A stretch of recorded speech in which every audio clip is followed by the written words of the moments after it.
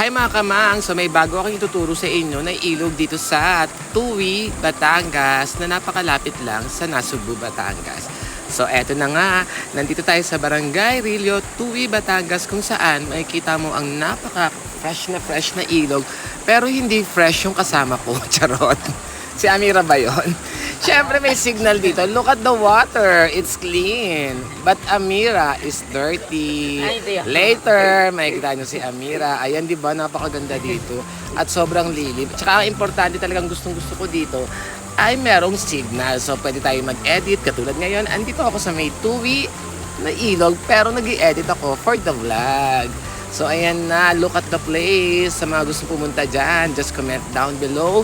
At ituturo ko sa inyo ang daan papuntang langit. Charot, papuntang ilog.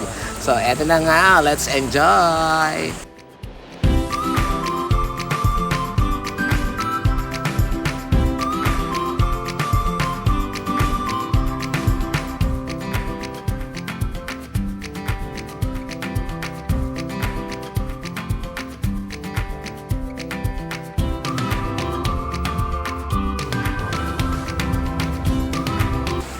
Ayan na nga ang sinasabi ko sa iyo that the water is clean but my friend is dirty.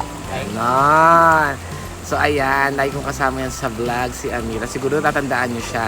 Siya ang hindi marunong mag 1 plus 1, 2 plus 2. Ganon. Enjoy! Thank you for watching!